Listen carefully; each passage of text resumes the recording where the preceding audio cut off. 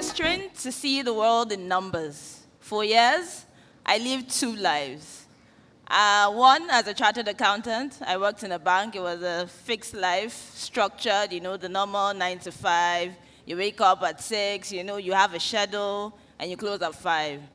And then the second life, that life, when I came home and I walked into the kitchen, I changed into something else. I breathed spices. I loved food. My eyes lighten up when I have conversations around food. But for some reason, the second part of my life was like a secret, something that was a bit risky, slow, something that you felt it wasn't stable enough to have a future based on that. And the truth is, that gap between who I was and who I wanted to become was too big to ignore. We often think that bridges are built by government, institutions, and all of those external bodies, but sometimes the bridge has to be internal. I had to build a bridge between my credentials and who I wanted to be, my passion. I had to build a bridge between what the society expected of me and what I was, committed to doing.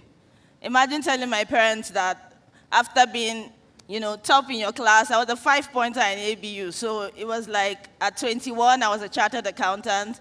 I was doing well in my career and telling them that, I want to leave my job after 11 years. I'm a senior banking officer. I'm in management position. I have an official car. I have everything. But I want to go and cook. My dad's like, are you okay? What's happening? Like Jackie said, a pancake or buns. Like, it doesn't make sense, But that was a risk that I was willing to do, and a bridge I had to build for myself. And I noticed that living the corporate life for food was more of me finding my own bridge, a bridge that I didn't even know that God had prepared for me. On the other side of life, Taste of Arewa, which is what the recognition is here for today, was something that came out of me having a discussion in a boardroom. During end of year, we usually have these strategy sessions, and the bank brings everybody from everywhere, the GT Bank UK, all of the other branches of the bank, and we're all having a conversation, and then it was time for lunch, and someone was like, what's for lunch? And someone says, Danwake. And then few of us, the northerners, understood Danwake, and we all started giggling.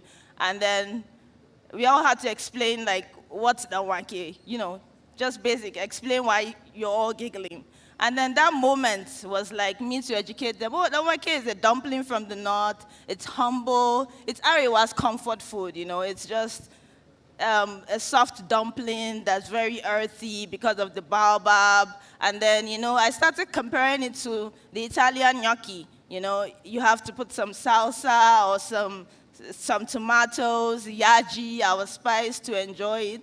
And in that moment, the group of board top executives, everybody was interested in talking about food for those couple of moments. Everyone leaned into the conversation. That moment built a story for me. It planted a seed for me. It made me feel that if food could bring a boardroom of strangers together to understand and speak and feel freely, then food actually is a binder.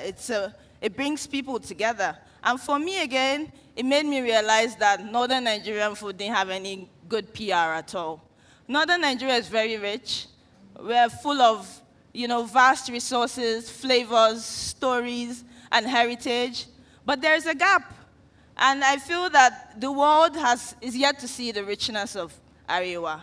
And that gap is what it breaks my heart to see that, a region with so much rich culture is reduced to stereotypes.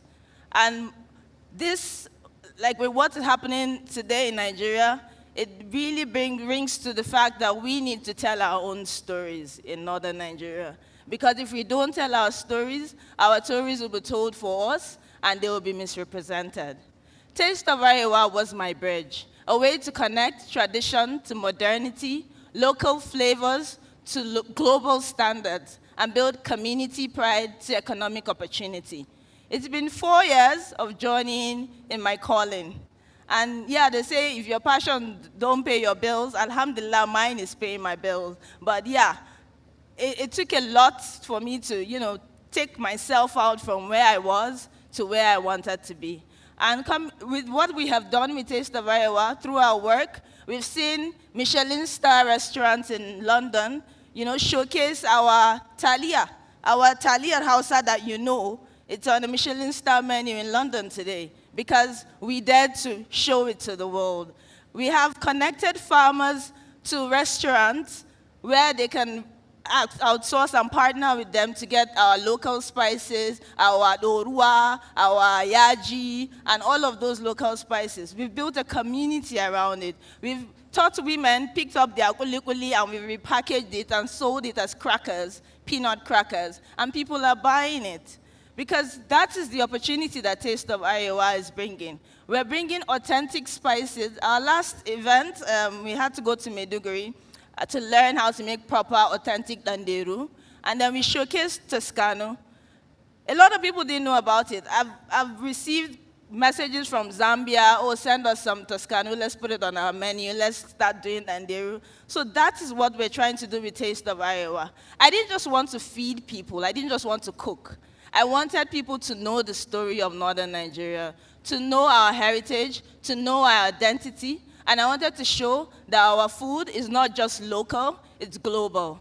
We need to be at every table, on every conversation, our food needs to be there. Everywhere that people are together, our food needs to be there. My name is Mariam Ahmed. I'm a chartered accountant turned food entrepreneur, a culture ambassador, and a culinary advocate, a woman who's chosen passion over predictability, the founder of Taste of Iowa, and a proud builder of a bridge that connects identity, culture, and opportunity. And my hope is that today, you start building yours. Thank you very much, everyone.